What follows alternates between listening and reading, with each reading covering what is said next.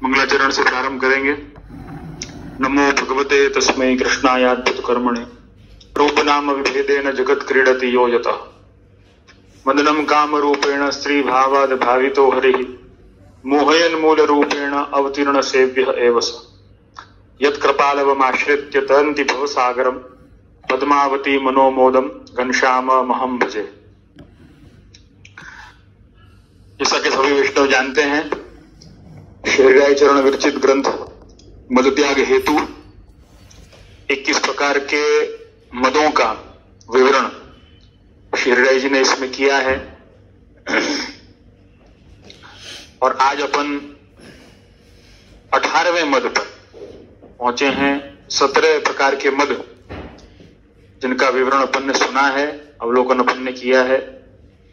17 प्रकार के मद हो चुके हैं और 18वां मद आज अपन प्रारंभ करेंगे।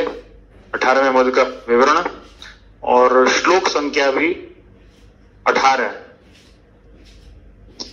तो मदत्याग हेतु ग्रंथ का 18वां श्लोक। राजसम्मानजम नित्यम दुस्संसर्ग विवर्धनात् वृद्ध सम्मति जे तस्यापराधात भक्ति नाशनात्। राज दरबार में हमें सम्मान मिलता हो, इसका हिंदी शब्दार्थ मैं सुनाऊंगा आप सबको। राज दरबार में हमें सम्मान मिलता हो तो हमें नित्य दरबार में हाजिरी देने का मन होता है, परंतु राजनीति तो परम कुटिल है, अतः हमेशा दुष्टों का संसर्ग तो बढ़ता रहेगा। ऐसा विचार के राज दरबार में स्वयं को सम्मान प्राप्त होता है, उससे उत्पन्न होने वाले मद को छोड़ देना चाहिए। 18वां मद जो श्री जी ने यहां पर विवरण किया है वो राज दरबार में स्वयं का सम्मान हो उसका मद। अब ये श्री चरण के समय की जो बात है उसके अनुसार तब राजशाही थी, आज लोकशाही है। तो लेकिन आज के संदर्भ में श्री चरण जो आज्ञा करना चाहते हैं उसका मर्म हमको समझना है, उसका जो तात्पर्य है, श्री जी क्या समझाना चाहते हैं हमको, वो हमको समझने की आवश्यकता है यहाँ पर। तो श्री चरण आप समझाने जो चाहते हैं उसके अनुसार राज सम्मानजम नित्य दुस्संसर्ग विवर्धनात्। ऐसा कहते हैं कि राजनीति जो है, मतलब ये जो मद है 18वां मद जो है, उसमें श्री जी ये समझाना चाहते हैं कि बहुत सी बार जीवन में हम कोई ऐसे स्थान पर पहुंच जाते हैं, हमें कोई ऐसा स्थान मिल जाता है जिसके कारण हमारा पॉलिटिकली रिस्पेक्ट बहुत बढ़ जाता है। पॉलिटिकली हमको बहुत रिस्पेक्ट मिलना शुरू हो जाता है और वो पॉलिटिकल रिस्पेक्ट मिलने के कारण हम और ज्यादा राजनीति की तरफ या पॉलिटिक्स की तरफ हम और आकर्षित हुए जाते हैं। और ये आकर्षण के कारण श्री जी जो समझाना चाहते हैं यहां पर, ये आकर्षण के कारण सबसे बड़ी हानि हमारी क्या होती है, ये अब यहां पर समझाना चाहते हैं। अब उसके पहले मुझे ये समझाना है कि ऐसा नहीं है कि सिर्फ हानि हो, बहुत सी बार लाभ भी होते हैं और लाभ के लिए राजनीति करी जाए ऐसा तो नहीं है। लेकिन हमको ये समझने की आवश्यकता है कि धर्म का दृष्टिकोण राजनीति के लिए क्या है। मतलब हम वैष्णवों को इस राजनीतिक माहौल से या राजनीति से या पॉलिटिक्स से कैसे डील करना है, ये हमको समझने की आवश्यकता है।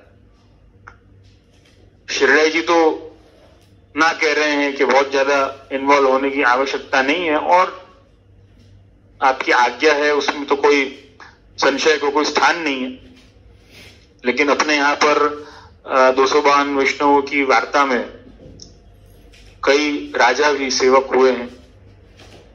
आस्करण राजा हैं, जयमल राजा हैं, वगैरह वगैरह कई राजा भी शरण में आए हैं, ऐसा नहीं है कि राजा जो है वो शरण में नहीं आए हैं या वैष्णव नहीं हुए हैं, लेकिन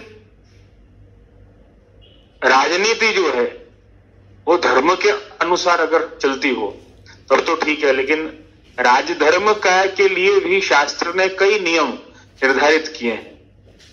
तो राजधर्म का पालन किया जाता हो तब तो राजा का स्थान तो बहुत ऊंचा है, ये तो कोई, इसमें तो कोई दो राय नहीं है। बल्कि शास्त्र तो कितनी अच्छी बात समझाता है कि राजदरबार में समझो ब्राह्मण पधारे, गुरु पधारे, तो ऐसा धर्म है कि राजा जो है खड़ा होकर गुरु को प्रणाम करे, गुरु को वंदन करे, और फिर जब राज सिंहासन पर राजा बैठे तो गुरु या ब्राह्मण भी प्रणाम करे। जब राजा प्रणाम करे तब तो गुरु आशीर्वाद दे, तब तो ब्राह्मण आशीर्वाद दे, लेकिन फिर जब वो राज गद्दी पर बैठे तब ब्राह्मण भी उसको प्रणाम कर सकता है, क्योंकि राजा तो वो है, राज्य तो उसका है। तो ये सम्मान से, ये सम्मान देने के लिए प्रणाम करने के भी विधान है। मतलब राजधर्म जो है अपने यहाँ पे और अपना शास्त्र जो है वो बहुत ही ओपन रहा है, बहुत ही उदात्त रहा है इस विषय पर, लेकिन हमने बहुत अलग ढंग से इसको लिया हुआ है। तो यहां पर हरिराई जी जो आज्ञा कर रहे हैं, ऐसा कहते हैं कि राजदरबार में जब सम्मान मिलता है तो हमें रोज वहां पर हाजिरी देने का मन होता है। ये उस समय की बात है, लेकिन आज के समय के परिप्रेक्ष्य में भी उसको देखने जाएं तो भी ऐसा होता है। राजनीतिक लाभ कोई अगर मिले तो वहां पर बार बार जाने का मन होता है, उस कार्य में ज्यादा से ज्यादा इन्वॉल्व होने का मन होता है। अब इन्वॉल्व होने का मन होता है, उसमें कोई आपत्ति हरिराई जी को नहीं है, लेकिन आप क्या आज्ञा कर रहे हैं? परंतु राजनीति तो बहुत कुटिल है, कुटिल लोगों से भरी हुई है, राजनीति बहुत कुटिल है। और सबसे बड़ी बात, अतः हमेशा दुष्टों का संसर्ग बढ़ाने वाली है या बढ़ता ही रहेगा, ऐसा विचार करके राजदरबार में स्वयं को सम्मान प्राप्त होता है, उससे उत्पन्न होने वाले मत को छोड़ देना चाहिए। दो पॉइंट यहां पर खास हमको समझने की आवश्यकता है कि कुटिलता, चालाकी, राजनीतिक दांवपेच, या फिर हम ऐसा कह सकते हैं कि दुष्टों का संसर्ग। अपने यहां पर तो भक्त जो हैं वो तो राज दरबार में जाने के लिए भी तैयार नहीं होते हैं। अपने यहां वार्ता जी में उल्लेख है, कई बार उल्लेख ऐसा मिलता है अपने यहां पर तो। लेकिन कहने का तात्पर्य यह है कि हमको राजनीति में हो कि नहीं हो, लेकिन राजनीति हमारे जीवन में बैठ गई है, हर एक जन के जीवन में वो बैठ गई है। वो कैसे? तो राजनीति का अर्थ यहां पे बहुत ही सामान्य तौर पे हमको समझना है कि राजनीति का अर्थ यहां पे हमको इस ढंग से मानना है कि जहां पर महत्वाकांक्षा है, महत्वाकांक्षा, एम्बिशन। इसी पर सुमन जो कांदीवली में रहती हैं, उनका प्रश्न है, प्रश्न नंबर 32वां, 32। कई दिन पहले उन्होंने प्रश्न किया था, तो आज उसका प्रत्युत्तर देने का बहुत सुअवसर है। तो लक्ष्य और एम्बिशन में फर्क है, लक्ष्य और महत्वाकांक्षा, गोल एंड एम्बिशन, क्या उसमें फर्क है कि नहीं? उसमें बहुत फर्क है। महत्वाकांक्षा, सबसे बड़ी बात यह है, राजनीति में सबसे बड़ी बात अगर कुछ होती है तो वो महत्वाकांक्षा होती है। और अगर मैं सही हूं, मेरी जो विचारधारा है वो सही है, तो कोई भी कार्य में, कोई भी क्षेत्र में आज सबसे बड़ी तकलीफ जो हो रही है, ये सभी ने अनुभव किया है, वो राजनीति के कारण हो रही है। कोई कार्य बुरा नहीं है या कोई व्यक्ति बुरा नहीं है, लेकिन जहां पर राजनीति आ गई है वहां पे सब उल्टा सीधा होना शुरू हो जाता है। तो ये राजनीति में सबसे बुरी बात क्या होती है, जैसा कि सुमन ने प्रश्न किया है, लक्ष्य और महत्वाकांक्षा में फर्क है, तो बहुत फर्क है। जो धर्म अनुसार चलेगा,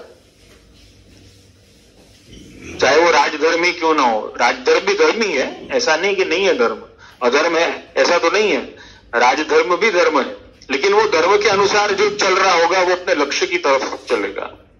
लेकिन जो केवल महत्वाकांक्षा से चलने वाला आदमी होगा, वो सबसे बड़ी बात है, वो महत्वाकांक्षा से चलने वाला आदमी, उसमें सबसे बड़ा अवगुण जो आएगा वो क्या आएगा, तो मुझे आगे तो है ना बढ़ना है, लेकिन मुझे दूसरों को नीचे गिरा करके आगे बढ़ना है। कई विचारकों ने इस पर बहुत अच्छे अच्छे विचार व्यक्त किए हैं और बहुत अच्छी बात कही है कि महत्वाकांक्षा है या लक्ष्य है,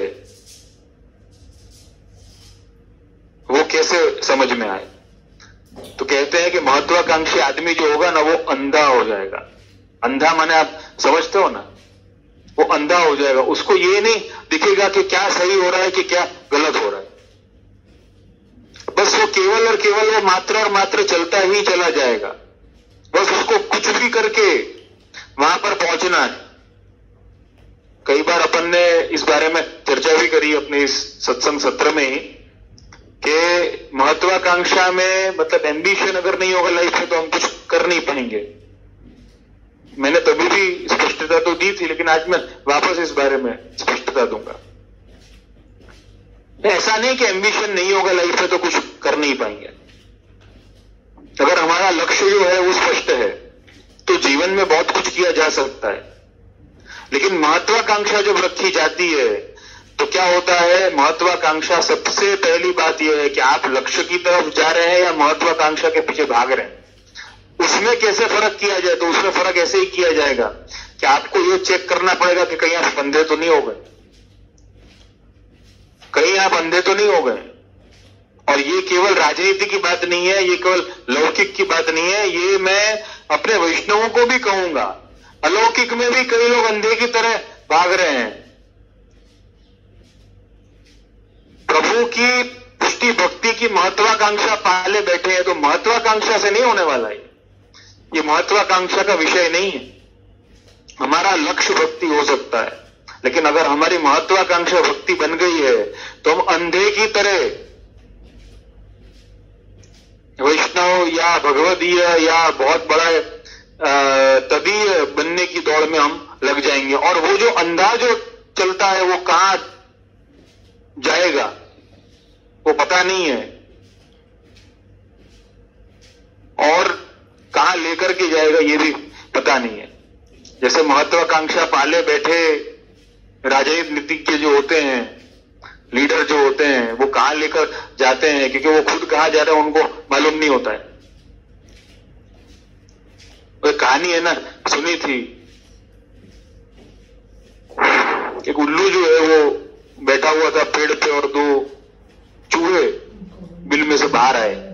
तो चूहे डरे हुए थे, उन्होंने कहा कि भाई ये उल्लू तो बैठा हुआ है, अब चूहे बाहर तो आ गए, रात का समय था।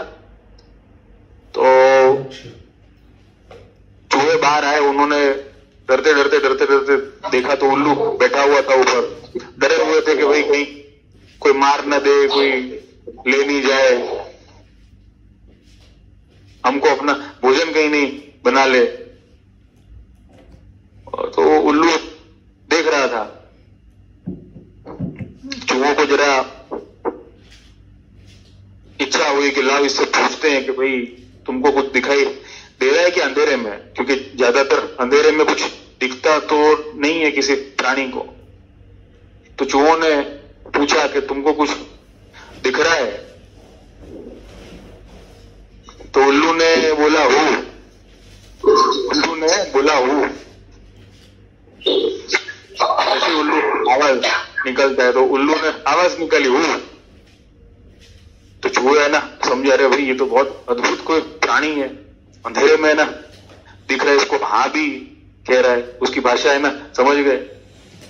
अब चूहों ने पूरे शहर में रिनोरा ने पीट दिया कि भाई ऐसा प्राणी है कि जिसको अंधेरे में भी दिखता है, और ये प्राणी ऐसा है कि जिसको अंधेरे में दिखता है उसको अगर अपन ने अपने राज्य का राज अगर सौंपा तो ये हमारे राज्य को बहुत आगे लेकर जा सकता है। तो इसको राजा बना दिया जाए, इसको राज्य सौंप दिया जाए।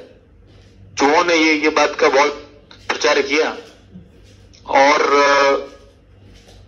ऐसा कहते हैं, बड़ी हास्यास्पद, वैसे बहुत लंबी है कहानी, लेकिन थोड़ा बहुत सार अगर अपन सुने तो अपन को समझ में आएगा कि चूहों ने जब ये फैला दी बात, प्रचार जब कर दिया बिल्कुल कि भाई ऐसा है कि देखो कोई ऐसा अद्भुत प्राणी है जो रात में भी देख सकता है, तो सोचो कि दिन में वो कितना अच्छा राज्य कर सकता है। जो अंधेरे में देख सकता हो वो पूरे राज्य को बहुत अच्छे ढंग से संभाल सकता है। तो प्रचार जब किया गया तो ऐसा कहते हैं कि वहां पर जो अन्य जो राज्य की देखरेख करते थे वो सब गधे थे, तो गधों के पास में जब ये सूचना गई तो गधे आए, गधों ने कहा कि ऐसा कौन है जो अंधेरे में देख सकता है। तो उल्लू था, उल्लू को है ना पूछा,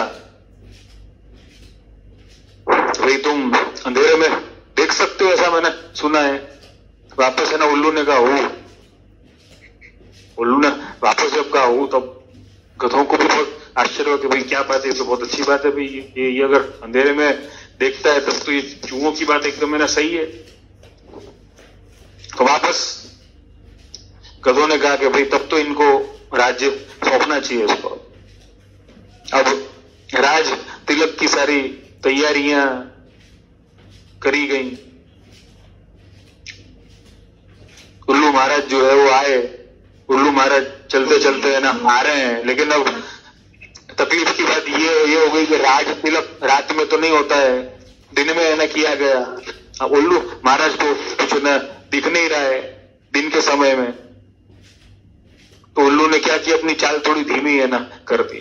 अब चाल जब धीमी हो गई तो जो बड़े बड़े लोग थे उन्होंने कहा कि देखो कितनी गंभीर चाल है, क्या बात है देखो। और ऐसे पैदल पैदल लेना जा रहे हैं, चाल धीमी है ना हो चुकी है, और जैसे जैसे राज तिलक है ना होता है, राज तिलक होने के बाद में सब मंत्री जो थे उन्होंने कहा कि राजा जी अपने आप अगर आज्ञा दो तो चलो अपने राज्य में एक चक्कर लगा करके और आते हैं। तो कहा कि चलो ठीक है। उल्लू महाराज जो आगे आगे चल रहे हैं और सारे मंत्री और पूरा वर्ग जो है वो पीछे पीछे चल रहा है। अब उल्लू को दिन में तो है ना उठता नहीं है, अब क्या किया जाए। उल्लू धीरे धीरे है ना चल रहे हैं, गड्ढे में ना गिर रहे हैं, कभी ऊपर आ रहे हैं। उसमें से कई प्राणी जो है वो उल्लू के पीछे पीछे चल चल के गड्ढे में भी है ना गिरे, कुछ को बहुत सारी चोटें भी आई, कुछ ठीक भी हो गए, कुछ उसमें गिर करके और मर भी गए।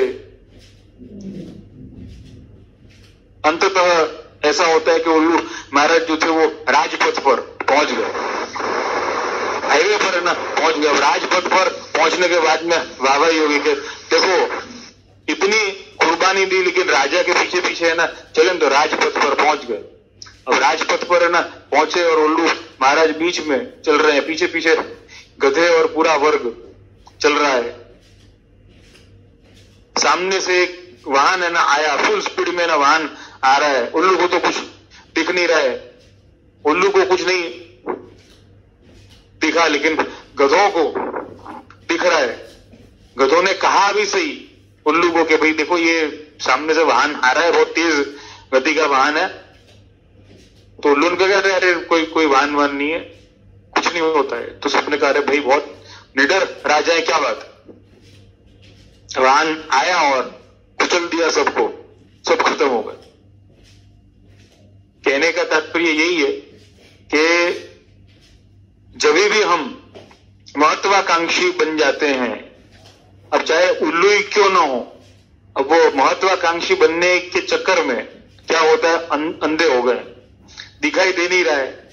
लेकिन जिनको दिख रहा है वो भी वो महत्वाकांक्षा के अंधेपन का अनुकरण कर रहे हैं। उनको ऐसा लग रहा है कि भाई देखो उल्लू जो है वो राजा बन गया महत्वाकांक्षा रखने पर, तो हम भी पीछे पीछे पीछे पीछे उसके चलेंगे तो हमको भी कुछ ना कुछ तो मिल ही जाएगा। तो वो भी सब गधे ही निकले, लेकिन सबके सब गए। किसके चक्कर में गए? उल्लू के अंधेपन के चक्कर में गए, वो महत्वाकांक्षा के चक्कर में गए। तो सबसे बड़ी बात जो राजनीति की आती है, राजनीति हर जगह पे आ चुकी है, हर जगह पर। ऐसा नहीं है कि केवल ये राजतंत्र में या लोकतंत्र में है, ऐसा नहीं है, हर जगह आ चुकी है। तकलीफ यही है। और राजनीति आई है कि नहीं आई है वो कैसे समझ में आएगा? जहां पर महत्वाकांक्षा है, और वो महत्वाकांक्षा कैसी, जहां पर व्यक्ति जो है, जो उस पथ पर चल रहा है वो अंधे की तरह चल रहा है, वो देख नहीं रहा है कि सही क्या है और गलत क्या है, तो वो महत्वाकांक्षा है, वो लक्ष्य नहीं है। श्री महाप्रभु जी ने हमको पुष्टि भक्ति का लक्ष्य दिया है, महत्वाकांक्षा नहीं दी है। तो जब हम ऐसे उल्लू की तरह चलना शुरू कर देंगे और हमको सही मानने वाले भी मंत्री जो होंगे, उल्लू महाराज के मंत्री भी गधे ही थे, वैसे उनको सही मानने वाले भी गधे ही होंगे, और उनका हश्र वही होगा जो उल्लू का अनुकरण करने वालों का हुआ, उनका भी हश्र वही होने वाला। इसलिए महत्वाकांक्षा अगर है तो अंधापन आना निश्चित है। अंधापन आया मतलब क्या है, हम कुछ भी भला बुरा अच्छा गलत कुछ भी देख नहीं पाएंगे। सही और गलत का विवेक समाप्त हो जाएगा। क्यों? क्योंकि महत्वाकांक्षा का अंधा कर रखा है। चाहे वो सेवा ही क्यों ना हो, चाहे वो भक्ति क्यों ना हो, हमने महत्वाकांक्षा इतनी ज्यादा पाल रखी है। कईयों ने तो महत्वाकांक्षा ऐसी पाली हुई है कि भाई ठाकुर जी के दर्शन आज नहीं तो कल तो होने ही वाले हैं, ऐसी भी महत्वाकांक्षा पाले हुए बैठे हैं सब। अरे लक्ष्य की तरफ जब चलना हो तो आनंद से चलना है, अंधे होकर के नहीं, आनंद से चलना है हमको। तो राजनीति में सबसे बड़ी जो बात आती है, सबसे बड़ी कुटिलता जो है वो क्या है कि यहां पर दुष्टों का संसर्ग हो जाता है। और यही बात जो है वो अपन ऐसा मान सकते हैं कि दुष्टों का संसर्ग आजकल हर जगह पर हो रहा है। धार्मिक क्षेत्रों में भी हो रहा है, धर्म स्थानों में भी हो रहा है। श्री महाप्रभु जी ने कृष्णाश्रय में तो इस बारे में बहुत विस्तार से आज्ञा करी। पाखंड प्रचुरे लोके कृष्ण एव गतिर्मम। तो कहने का तात्पर्य यही है कि हमको इस कुटिलता से बचने के लिए क्या करना पड़ेगा। अब ये कुटिलता जो है, ये दुस्संग जो है, और या ये राजनीति जो है वो केवल लोकतंत्र तक सीमित नहीं रही है, ये हमारे वैष्णव तंत्र तक आ गई, शायद हमारे घर तक आ गई, शायद हमारे अंदर आ गई। तो हमको यही समझने की आवश्यकता है कि हमको अंधा नहीं बनना है। भले राजा अंधा हो, उल्लू महाराज भले अंधे हो सकते हैं, भले वो राजा है लेकिन है तो अंधा ना। अब अंधेरे में अगर दिख भी रहा है उसको, तो अंधेरे में दिखने का फायदा क्या? उजाला तो होते उसको कुछ दिखता नहीं है। ऐसे अंधों का अंधानुकरण कभी न कर। अनुकरण तो महाप्रभु जी का किया जाता है, अनुकरण तो शास्त्र आज्ञा का किया जाता है। अनुकरण तो प्रभु सुख के लिए अपने जीवन को समर्पित करना, इन अच्छी अच्छी बातों का अनुकरण किया जाना चाहिए, बल्कि कुटिलता का अनुकरण किया जा रहा है कि देखो ये कितना कुटिल आदमी है, उतना ही कामयाब आदमी, तो लाओ हम भी हमारे में कुछ कुटिलता लाएं, हम भी हमारे में कुछ दुष्टता लाएं। हम अंधे बनना क्यों चाहते हैं? यहां पर ये समझने की बात है कि अंधा बनना क्यों है हमको।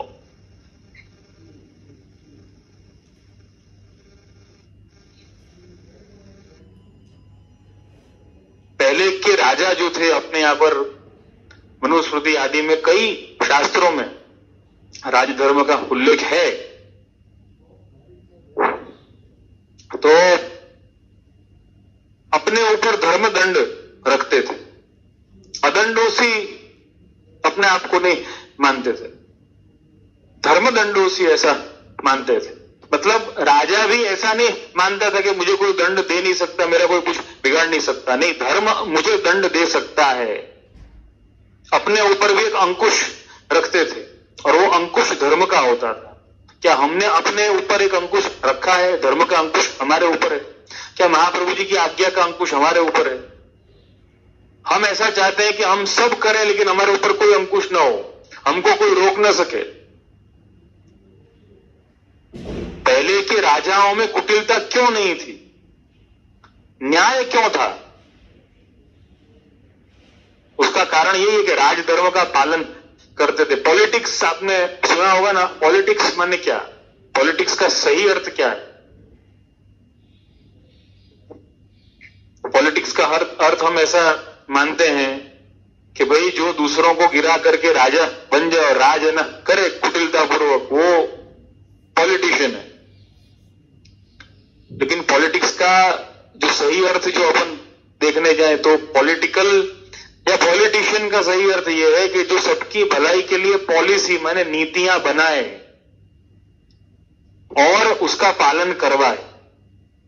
पॉलिटिशियन वो होता है, राजनीतिज्ञ वो होता है जो राजधर्म अपना करके और राज्य का भला करे, प्रजा का भला करे, वो राजा होता है। लेकिन राजा बनने की महत्वाकांक्षा वो बहुत बुरी है। सबका भलाई करना हो तो सबका भला किया जा सकता है, लेकिन राजा बन के ही मैं ना भला करूं, ये महत्वाकांक्षा बहुत बुरी है। और आजकल यही हो रहा है। जब तक कोई स्थान नहीं मिलता, जब तक कोई महत्वाकांक्षा नहीं होती, तब तक किसी की मदद करने की भी इच्छा नहीं होती है। तो ये सहायता है या राजनीति है? ये लोगों की भलाई करने की मंशा है या ये राजनीति है? ये अपन को खुद को विचारना पड़ेगा। इस बारे में चर्चा भी हुई अपनी कई बार कि भाई दूसरों की मदद करना गलत तो नहीं है, लेकिन गलत तो नहीं है, करनी चाहिए, निश्चित तौर पर अपने से जितनी हो उतनी करनी चाहिए। लेकिन अपना स्वधर्म छोड़ के अगर करी जाती है तो फिर वो राजनीति के लिए करी जा रही है, वो महत्वाकांक्षा के लिए करी जा रही है और वो अंधापन लाने वाली है। ऐसे अंधेपन का क्या लाभ? उसी अंधेपन पर यहां पर श्री चरण समझाना चाहते हैं।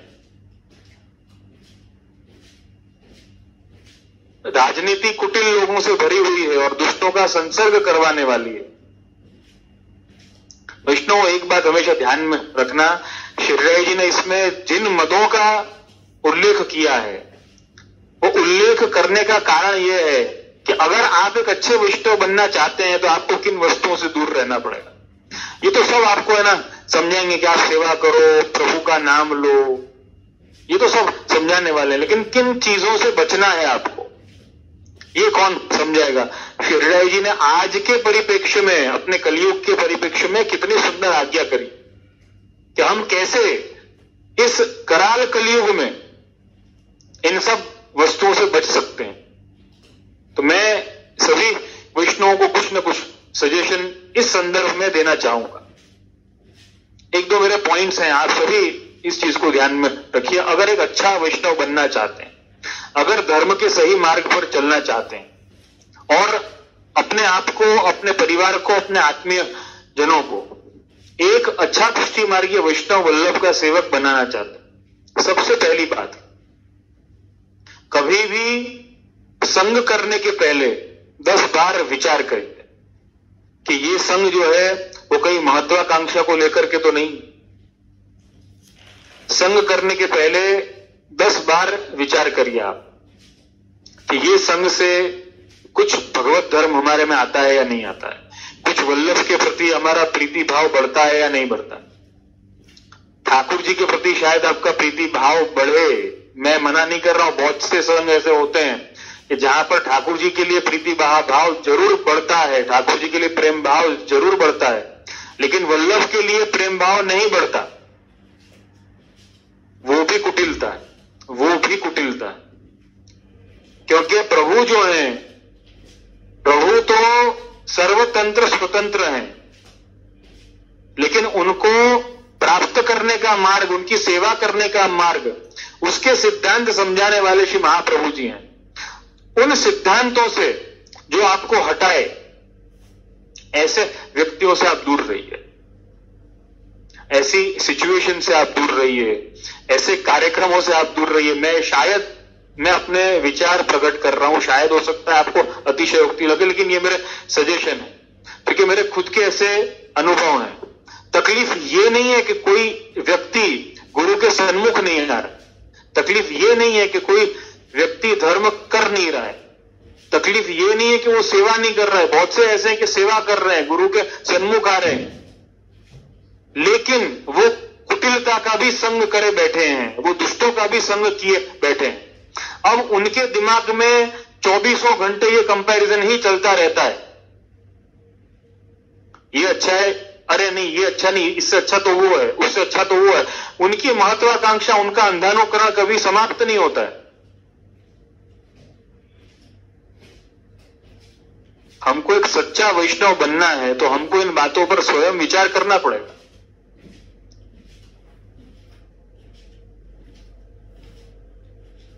अगर कृष्ण रुचते हैं, अगर कृष्ण अच्छे लगते हैं, तो विषय अच्छे लगने नहीं चाहिए, सीधी सी बात है ये तो। कृष्ण अच्छे लगने लगे हैं ये कब समझ में आएगा? जब कृष्ण का हो जाने का मन करे, कृष्ण के लिए वाणी, कृष्ण के लिए देह, कृष्ण के लिए जीवन, कृष्ण के लिए समर्पण। सच्चा वैष्णव कब माना जाएगा? जब वो महाप्रभु जी की आज्ञानुसार कृष्ण की सेवा करे। अगर वो कृष्ण का बनने की महत्वाकांक्षा पाले बैठा है तो अंधे की तरह वो उस मार्ग में लग जाएगा। वो अंधा है, अंधों का अनुकरण मत करना, कभी मत करना। अनुकरण किसका करना है? जो लक्ष्य हमको महाप्रभु जी ने दिया है, जो लक्ष्य हमको महाप्रभु जी ने दिया, जो पथ हमको महाप्रभु जी ने दिया, वो अंधानुकरण नहीं है। जो लोग महाप्रभु जी की बात को, जो लोग सिद्धांतों को, शास्त्र आज्ञा की अवहेलना करने पर भी भक्ति करने की बात करते हैं,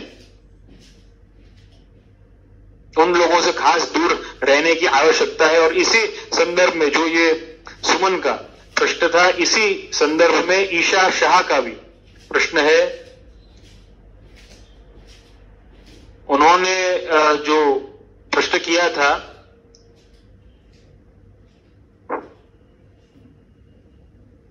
एक मिनट मैं जरा ढूंढ रहा हूं इसकी संख्या।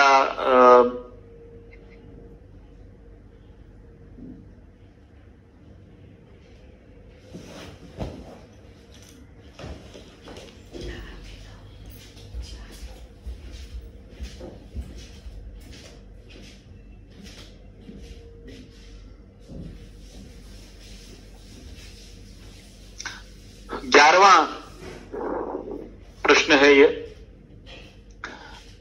ईशा शाह जो नडियाद में निवास करती हैं, उन्होंने ये प्रश्न किया था कि મારો ક્વેશ્ચન છે કે જ્યારે કોઈ એમ કહે કે મને ઠાકોરજી માટેની બધી જ વાત ખબર છે, બટ એ ક્યારે એને ઇમ્પ્લિમેન્ટ કરતું નથી। જ્યારે કહીએ કે તમે બધું જાણો છો તો ઠાકોરજીને ઘરે પધરાવો તો કહે કે અત્યારે નહીં, છોકરીના મેરેજ કરાવીને પરવારીશું ત્યારે, હજી તો અમારી ઉંમર જ શું છે, અત્યારથી ભગત ન થવાય। તો આવા પર્સન સાથે કેટલી दूरी રાખવી જોઈએ? આપની અનુકૂળતાથી बताओ। राजनीति है, एब्सोल्युटली महत्वाकांक्षा है। उनको लक्ष्य नहीं है, उनके लिए भक्ति लक्ष्य नहीं है, उनके लिए भक्ति मार्ग नहीं है। उनके लिए भक्ति जो है वो केवल और केवल एक महत्वाकांक्षा, एक एम्बिशन है। अंधानुकरण, अंधे वो अपनी बात को सही सिद्ध करना चाहते हैं। महाप्रभु जी की बात से ज्यादा खुद की बात को सही सिद्ध करना चाहते हैं। आप देखो, आप वार्ता जी आप अपन देखें अगर तो वार्ता जी से भी स्पष्ट हो सकता है। कई वैष्णवों को महाप्रभु जी ने मना कर दिया कि तो सो सेवा न बने, सेवा के विकल्प की आज्ञा करें। और यहां पर तो कहते हैं कि भाई हमको सब कुछ मालूम है कि सेवा क्या होती है, भक्ति मार्ग क्या होता है, लेकिन अभी नहीं, अभी हमारे पास में बहुत काम है, हम जब फ्री हो जाएंगे तब हम सेवा करेंगे। तो निश्चित तौर पे ये केवल और केवल अंधापन है ये, और कुछ भी नहीं है। तो उनसे तो बिल्कुल दूरी बना करके रखनी चाहिए। वो राजनीति कर रहे हैं, कुछ नहीं कर रहे, वो राजनीति कर रहे हैं। तो आवा पर्सन સાથે કેટલી દૂરી રાખવી જોઈએ? એટલી દૂરી જેટલા આપણે કુટિલ પોલિટિશિયન થી રાખીએ છીએ એટલી દૂરી એનાથી આપણે રાખવી જોઈએ। वो पॉलिटिक्स में लोकतंत्र का लीडर शायद नहीं होगा, लोकतंत्र का शायद राजनीतिज्ञ नहीं होगा, लेकिन वो वैष्णव तंत्र का राजनीतिज्ञ निश्चित तौर पे बहुत अच्छा है। शायद उसको वोट भी है ना बहुत मिल जाएंगे। कई लोगों का है ना सपोर्ट ऐसे लोगों को खास मिलता है, प्राप्त हो जाता है, लेकिन कुटिलता है, उसका अनुकरण नहीं किया जा सकता। निश्चित तौर पे जो अपनी बात को ज्यादा महत्व दे, महाप्रभु जी की बात से, गुरु की बात से, जो अपनी बात को ज्यादा महत्व दे। कई तो कुटिल ऐसे होते हैं कि जो शास्त्र आज्ञा लेकर के आएंगे आपके पास में, देखो शास्त्र में ऐसा लिखा है, इस ग्रंथ में ऐसा लिखा है, ऐसा हो सकता है कि तुम सेवा न करो, तुम्हारे मन में भाव होना चाहिए। अरे भाई मन में भाव होना चाहिए, लेकिन उनकी परिस्थितियां तो देखनी होगी ना अपन को। कोई एक बार चर्चा इसके ऊपर हो गई, श्रीमद् भागवत एकादश स्कंद में 8 प्रकार की प्रतिमा ठाकुर जी आज्ञा करते हैं कि मेरी अष्टविधा स्मृता, मेरी 8 प्रकार की मूर्तियों का सेवन, उनकी सेवा करी जा सकती है। उसमें एक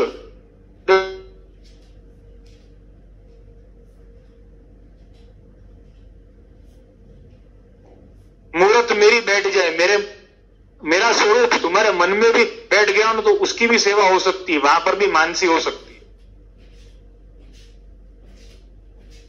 अब जो मूर्त मन में बैठ गई, अब कोई कुटिल लोग अगर होंगे, कोई दुष्ट जो होंगे, वो क्या है ना कहेंगे, देखो भागवत जी में आज्ञा है, भागवत जी के एकादश स्कंद में स्वयं ठाकुर जी ने आज्ञा करी कि मनोमयी मूर्ति की भी सेवा हो सकती है। तो तुम लोग एक काम करो, तुम लोग और सब 7 प्रकार की मूर्तियों की सेवा करो, धातु की, काष्ठ की, मिट्टी की, मणिमयी वगैरह वगैरह, जो जो जो जो उल्लेखित है। अभी वो विषय अभी नहीं है अभी, लेकिन जो भी उल्लेख है तुम उसकी सेवा करो। मैं तो 8वीं प्रतिमा की सेवा करता हूं, मनोमयी।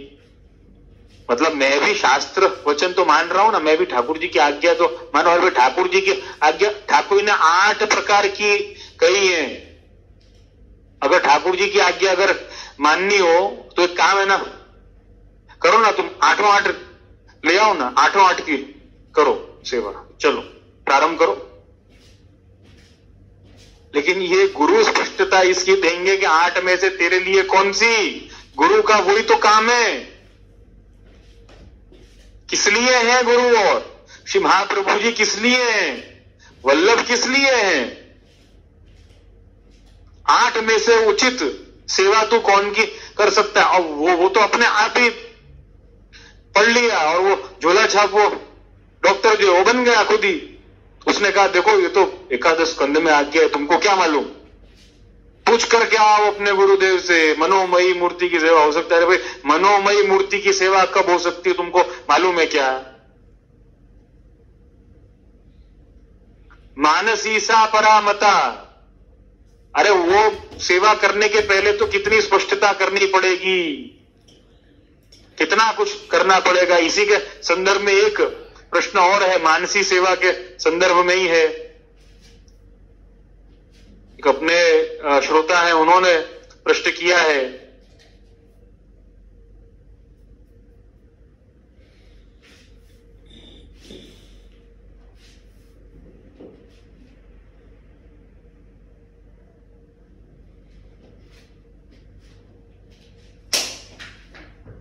स्वाति बेन अपने एक श्रोता है, एक वैष्णव है अपने, उन्होंने ये प्रश्न किया है, प्रश्न नंबर 48। उन्होंने सवाल किया है, मेरा ये सवाल है कि हम घर में सोते बैठते व्रज की, गिरिराज जी की परिक्रमा सब याद करते हैं, ऐसा विचार भावना है कि उसे मानसी कहते हैं, कृपया उसका उत्तर देंगे। तो ये भावना है आपकी, ये मानसी नहीं है। मानसी को सिद्ध करना पड़ता है। मानसी कोई करने की चीज नहीं है, वो तो होने की चीज है। मानसी करने की चीज बिल्कुल नहीं है। जैसे सांस जो है वो लेने की चीज नहीं है, सांस सिद्धि है। आप एक निश्चित अवस्था में होंगे तब आप सांस ले सकते हैं। उस अवस्था के बाहर अगर आप होंगे तो आप सांस नहीं ले सकते। एक निश्चित वातावरण होगा, एक निश्चित अधिकरण होगा, जैसे कि ये शरीर होगा, नाक होगी, फेफड़े होंगे, हृदय धड़क रहा होगा, तो भाई सांस ले सकते हैं, नहीं तो नहीं ले सकते हैं। नहीं तो खाली याद, खाली भावना हो सकती है कि हाँ सांस ऐसे ली जा सकती है, ये भावना है, मानसी नहीं है। तो मानसी तो एक सिद्धि की एक अवस्था है। वो तत्सिद्धयै तनुवित्तजा, श्री महाप्रभु जी ने उसकी प्रक्रिया समझाई है कि मानसी कैसे सिद्ध करी जाती है। यद्यपि अगर आप व्रज की भावना करें, परिक्रमा की भावना करें तो उस पर कोई आपत्ति की बात नहीं है, लेकिन उसको मानसी का नाम नहीं दिया जा सकता है।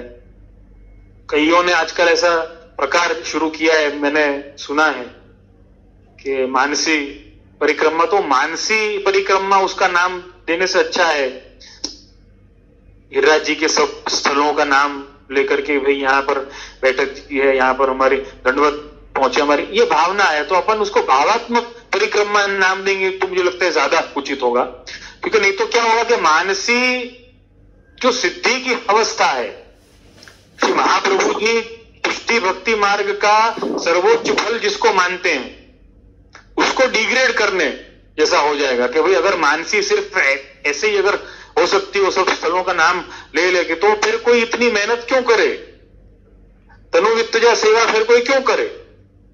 तो भावात्मक अपन परिक्रमा उसको नाम दे, वो ज्यादा उचित है। मानसी उसको नाम देना उचित नहीं है, वो मानसी नहीं है।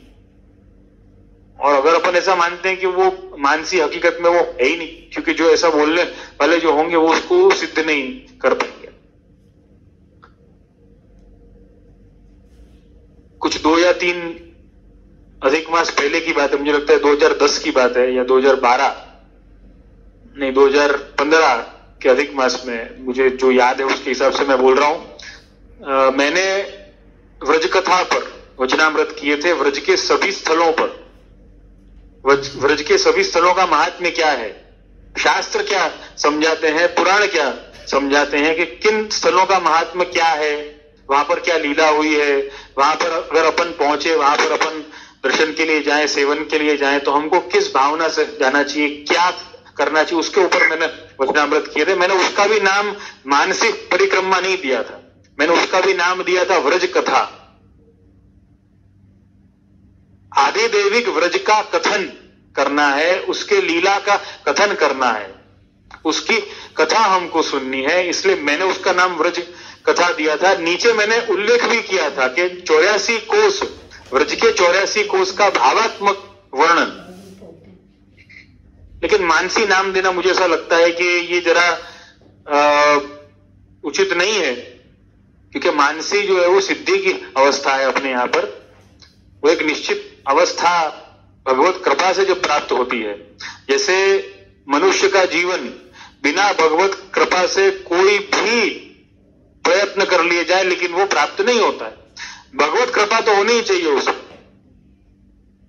सिद्धि की अवस्था है, तो वो सिद्धि की अवस्था, वैसी ही सिद्धि की अवस्था मानसी आप ना मान लो। ये मैंने कंपैरिजन नहीं किया है, लेकिन एक उदाहरण के तौर पे समझाने के लिए आपको बोल रहा हूं, ताकि समझ में आ सके अपन को एक स्पष्टता से। तो ये अवस्था सिद्धि की है, उसको अपन ऐसा नहीं अपन मानेंगे भाई ये तो मानसी हो गई, तब तो फिर बस वही बात है। मैं नहीं जानता आपने ये सुना है या किसी ने आपसे कहा है, लेकिन महाप्रभु जी को ये सम्मत नहीं है।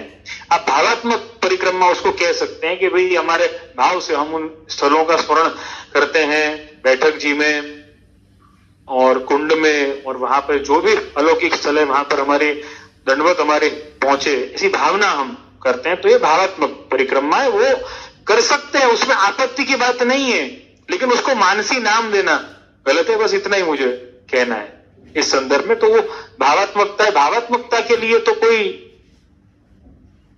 रोक टोक नहीं है, आप भावना जो है वो कर सकते हैं, लेकिन उसको सैद्धांतिक नाम दे करके, और वो जो अपने संप्रदाय की इतनी बड़ी अवस्था है, सिद्धि की अवस्था है, उसको डिग्रेड आप न करें।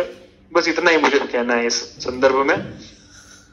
और आज का जो विषय है उसको और विस्तृत तरीके से समझने के लिए जो इसमें शिरडाई जी ने आज्ञा करी है, दुस्संसर्ग विवर्धनात्, वैष्णवों को दुस्संग से बचना है। जहां पर दुस्संगों का विवर्धन होता है, दुस्संग का वर्धन जहां पर होता है, जहां पर दुस्संग बढ़ता है, ऐसी परिस्थितियों को इग्नोर करना है। जो सजेशन देना चाह रहा था आप सबको मेरे विचार से, वो मुझे सजेशन यही देना था आप सबको।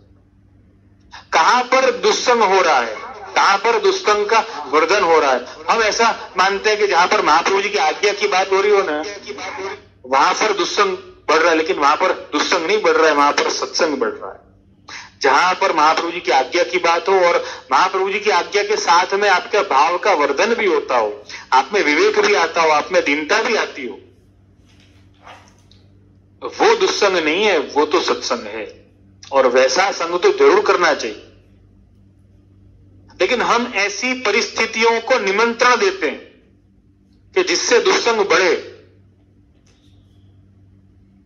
जैसे कि हमारे यहां पे कोई शुभ प्रसंग आया, जैसे कि हमारे यहाँ पे विवाह आया, तो विवाह के पूर्व की तैयारी हम कितनी है ना करेंगे। 1 साल पहले से खरीदारी है, उसकी प्लानिंग है, संबंधित विवाह के जो बुकिंग्स हैं वो करना, जिन जिन को इन्विटेशंस देने उसकी तैयारी करना, सब कुछ हम करेंगे। लेकिन एक बार भी हम ये सोचेंगे कि वो विवाह का जो 1 हफ्ता होगा, लगभग 1 हफ्ते तक विवाह का जो घर होता है उसमें 1 हफ्ता तो लगता ही है, मेहमान का आना जाना, चाहे विवाह 1 दिन का ही है, लेकिन अगल बगल के दिनों को गिन करके 1 हफ्ता अपन मान सकते हैं। मेहमान आ रहे हैं, कुछ छोटी छोटी रस्में शुरू हो गई हैं, प्रसंग शुरू हो गए, 1 हफ्ते के आसपास लगता है। क्या उस 1 हफ्ते में हमने अलौकिक, हमने ठाकुर जी के बारे में कभी विचार किया? हमने हमारे गुरुदेव के बारे में कुछ विचार किया?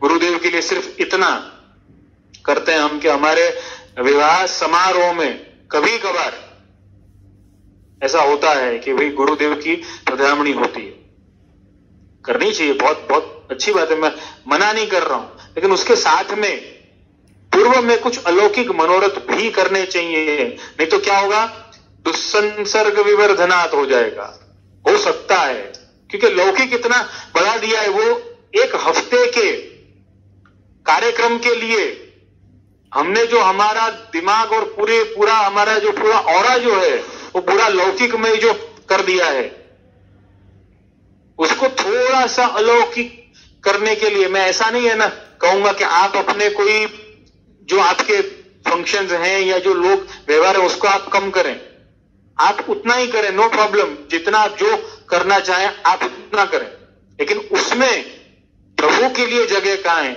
उसमें वल्लभ के लिए जगह कहां है, अलौकिक के लिए जगह कहां है, वो जगह निश्चित तो करिए। आप सबके लिए जगह रखते हैं, सबका विचार करते हैं, वल्लभ का विचार क्यों नहीं, प्रभु का विचार क्यों नहीं, अपनी सेवा का विचार क्यों नहीं? ये हमको करना होगा। अगर ये हमने नहीं किया तो इन सब वस्तुओं में, और ज्यादातर ऐसा होता है, वो जो इनका प्रश्न था ना, ईशा शाह का जो प्रश्न था वो यही तो था। किसी ने कहा कि भाई हमको मालूम सब है, भक्ति मार्ग का हमको सब ज्ञान है, लेकिन हमको अभी सेवा हमको प्रारंभ नहीं करनी, क्योंकि हमारे ऊपर जिम्मेदारी बहुत है। हमारी बेटी का विवाह हो जाए और हम फ्री हो जाएं तब हम सेवा करेंगे। मतलब विवाह करना इतनी बड़ी बात अगर है, जीवन का इतना बड़ा अवसर है, तो उस अवसर में प्रभु सेवा का सुअवसर क्यों नहीं लिया जाता? गुरु सेवा का सुअवसर क्यों नहीं लिया जाता? क्या हम अपने विवाह समारोह को अलौकिक नहीं बना सकते? बना सकते। डेस्टिनेशन वेडिंग्स प्लान करी जाती हैं, क्या क्या इवेंट मैनेजमेंट है, लेकिन इस इवेंट को अलौकिक इवेंट बनाया क्यों नहीं जा सकता? बिल्कुल बनाया जा सकता है, हमारी मंशा होनी चाहिए। ऐसे ही हमारे जन्मदिन है, विवाह की वर्षगांठ आती है, एनिवर्सरीज आती हैं, अपना जो कुछ भी अपने जीवन में कार्यक्रम कोई भी आ रहे हैं, फंक्शंस कोई भी आ रहे हैं, उन सभी फंक्शंस को हम अलौकिक रूप देने की कोशिश तो कर सकते हैं। शायद एक दो बार में पूरे तरीके से नहीं होगा, समय लगेगा, लेकिन हम कोशिश कर सकते हैं और करना चाहिए। शिरोमणि जी तो शिक्षा पत्र में आज्ञा भी करते हैं, विवाहादिषु कार्येषु वध्व सेवार्थ मानस। विवाह आदि कार्य जो है, हमारे घर के फंक्शंस जो है, वो हम ऐसे करें कि जिससे सेवा में मन बढ़े, सेवा से मन हटा करके एक हफ्ते के लिए, हम तो ऐसा मानते हैं कि एक हफ्ते हमको इतना लौकिक काम है कि हमको अलौकिक बिल्कुल करना ही नहीं है। अरे ऐसा नहीं होना चाहिए। वही तो हमारी परीक्षा की घड़ी है कि जहां पर हमको लौकिक के साथ में अपना अलौकिक साधना है। मैं ऐसा नहीं कह रहा हूं कि वो समय में भी पूर्ण अष्टयाम की सेवा पहुंच करके ही जाओ, ऐसा मैंने नहीं कहा है, लेकिन अपना मानस अलौकिक रहे, ऐसा तो किया जा सकता है ना। कई प्रकार हैं ऐसे, बहुत कुछ हो सकता है, लेकिन हमको ऐसे अवसरों पर ही दुस्संग लगने का सबसे ज्यादा खतरा होता है। हमको ऐसा लगता है कि नहीं, ये तो फैमिली का फंक्शन है, हम तो यहां जा रहे हैं, लेकिन दुस्संग लगने का खतरा सबसे ज्यादा होता है, क्योंकि महत्वाकांक्षियों की भीड़ वहां पर लगी होगी, अंधानुकरण करने वालों की भीड़ लगी होगी वहां पर। कोई धर्म की बात नहीं करेगा, कोई वल्लभ की बात नहीं करेगा, बल्कि बड़े बड़े वैष्णव जो होंगे वो अपनी कंठियों को छुपा छुपा कर या उतार उतार कर घर में आएंगे, कहेंगे कि हमारे घर में भी सेवा है। तो ऐसे अवसरों का लाभ हमको लेना है। ऐसे अवसरों का लाभ कैसे लेना है? हमको अलौकिक बनाना है उनको। अपने अवसरों को ऐसे बनाओ कि कंठी छुपाने की नौबत ना आए।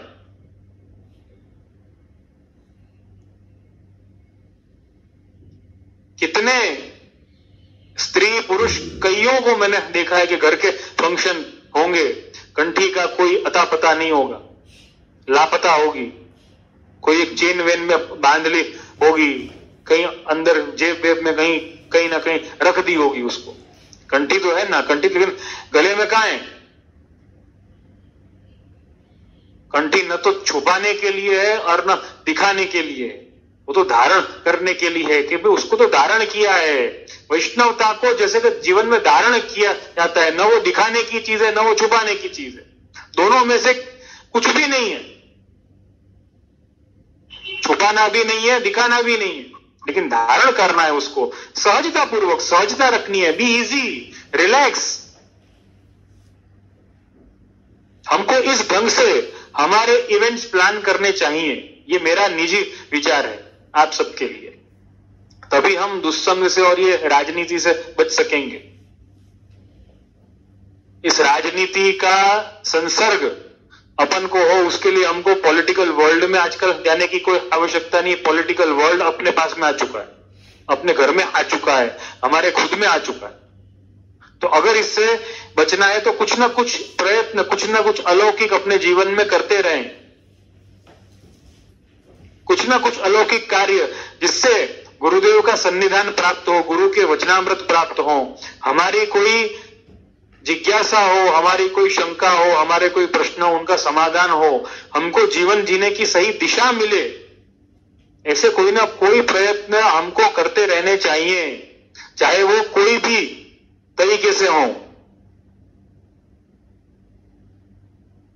ये सारे प्रयत्न हमको दुस्संग से बचाएंगे। हमको ऐसा लगता है कि गुरु की पधरामणी घर में हो गई ना, आप चमत्कार हो जाएगा। अरे भाई, चमत्कार कैसा होगा? लेकिन वो चमत्कार वचनामृत के द्वारा होगा, वो वचनामृत के अनुकरण के द्वारा होगा। चमत्कार निश्चित तौर पे होगा, लेकिन चमत्कार कैसे होगा? गुरु के वचनों के अनुकरण के द्वारा वो चमत्कार होता है। हम ऐसा मानते हैं, પધરામણી થઈ ગઈ ને એટલે બધું સારું થઈ ગયું। બધું સારું ક્યારે થાય? જ્યારે ગુરુના વચનોનું અનુકરણ કરીએ ત્યારે થાય ને। तो इन बातों का हमको ध्यान रखना है, नहीं तो जीवन में अंधानुकरण आने वाला है, कुटिलता आने वाली है, राजनीति आने वाली है। हरिराज जी तो यहां उससे बचने की बात करते हैं। दुष्टों का संसर्ग करवाने वाली राजनीति ऐसा बताते हैं श्री चरण। अब के समय में तो वहां तक पहुंचने की कोई बात ही नहीं है। राजनीति अपने घर में आ चुकी है, उसका क्या किया जाए? और यही राजनीति को लेकर के एक बहुत अच्छा सवाल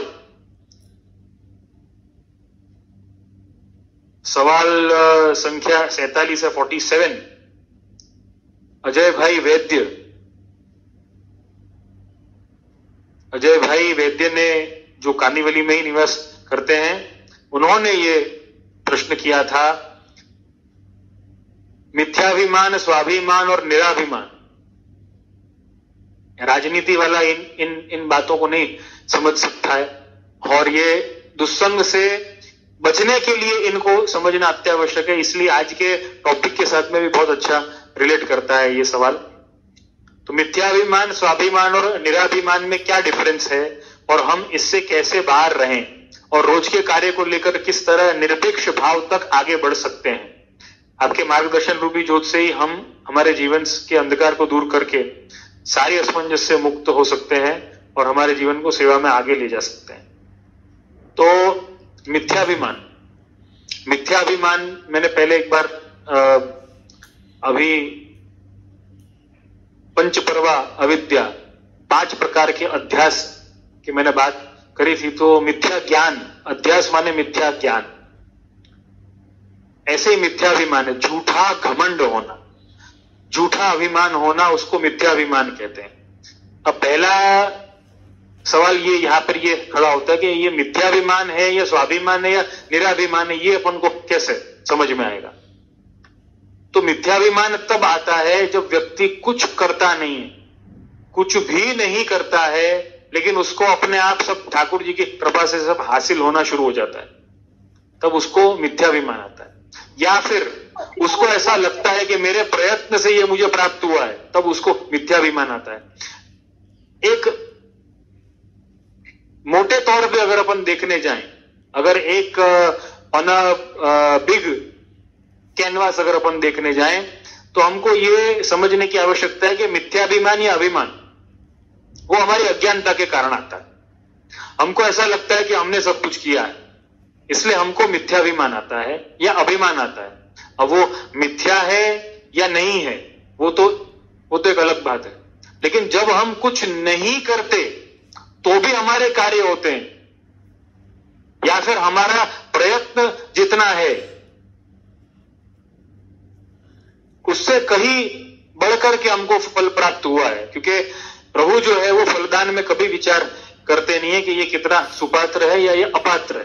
प्रभु की कुछ लीला ही ऐसी। यद्यपि कर्म का सिद्धांत हम बहुत अच्छे तरीके से जानते हैं कि भाई जितने अच्छे कर्म होंगे तो अच्छा फल मिलेगा, लेकिन बहुत सी बार ऐसा होता है कि प्रभु की लीला ऐसी है कि कर्म अच्छे हैं नहीं है, क्या है, कुछ लेखा जोखा कुछ भी सही नहीं बैठता है, और प्रभु को जो फल देना होता है वो अपने आप दे देते। तो कहा कि झूठा घमंड ये कब आता है कि जब व्यक्ति कुछ नहीं करता है तब उसको जो फीलिंग आती है कि हाँ मेरा कार्य हो गया, तो ये घमंड है या ये मिथ्याभिमान है। अब जब व्यक्ति कुछ करता है उसका प्रयत्न और फल जब बराबर का होता है तो उसमें स्वाभिमान आता है, या फिर अपन उसको आत्मसम्मान कह सकते हैं। या आत्मविश्वास, कॉन्फिडेंस आता है। लेकिन उसको ये मालूम है, वहां पर भी उसको ज्ञान है कि ये प्रभु की कृपा के बिना नहीं हो सकता था, ये ज्ञान उसको है, ये सारे कार्य प्रभु के लिए हो रहे हैं। तब उसको जो फीलिंग आती है, जो भावना आती है, एक जो विश्वास आता है, वो स्वाभिमान है, वो आत्मसम्मान और निराभिमान। निराभिमान क्या है? निराभिमान ये कि अभिमान ही न हो, अभिमान रहितता हो, अभिमान ही उसमें नहीं है, बस वो कार्य किए जा रहा है, किए जा रहा है, किए जा रहा है, वो अपना कार्य कर रहा है, प्रभु को जो फल देना हो, प्रभु की इच्छा। निराभिमान, अभिमान रहित हो जाना निराभिमान है। अब पुष्टि मार्ग का भी एक दृष्टिकोण इसमें मैं समझाना चाहूंगा कि पुष्टि मार्ग जो है वो मिथ्याभिमान में भी नहीं मानता है और निराभिमान में भी नहीं मानता है, लेकिन वो स्वाभिमान में मानता है, आत्मसम्मान में वो मानता है। आत्मसम्मान में वो कैसे मानता है? आत्मसम्मान से एक स्टेप आगे बढ़ करके भक्ति होती है, एक स्टेप आगे। वो स्टेप क्या है? वो स्टेप दासोहम का स्टेप। मैंने पहले इसका स्पष्टीकरण किया है इसी सत्संग सत्र में। वो एक स्टेप आगे का जो है वो भक्ति का स्टेप है, या वो दासोहम का स्टेप वन मान सकते हैं। मैं कुछ नहीं हूं ऐसा अगर हम मानेंगे तो प्रभु की लीला हमारे साथ में नहीं होगी कि मैं कुछ भी नहीं हूं। अगर अपन ऐसा मानेंगे कि मैं सब कुछ हूं तो भी हमारे साथ में लीला नहीं होगी। लेकिन अगर हम ऐसा मानेंगे कि मैं आपका दास हूं तो प्रभु कुछ ना कुछ लीला हमारे साथ में करेंगे। अगर हम ऐसा मानते हैं कि मैं आपका सेवक भी नहीं हूं, मैं आपका दास भी नहीं हूं, तो फिर सेवा का कोई औचित्य नहीं रह जाएगा। तो उतना आत्मसम्मान हमारे में होना चाहिए जितना एक वैष्णव को होता है, जितना एक दास को होता है, जितना एक सेवक को होता है। दासो भक्ति की जो विशेषता है वो यही है। पुष्टि भक्ति की भी विशेषता यही है। असल में तो भक्ति मार्ग की विशेषता यह है कि भक्त अपना अस्तित्व खोता नहीं, भक्त अपना अस्तित्व खोता नहीं। और इसी के संदर्भ में आगे जो आपने जो प्रश्न किया है, निरपेक्ष भाव तक आगे बढ़ सकें, इन तीनों का डिफरेंस तो मैंने बता दिया है।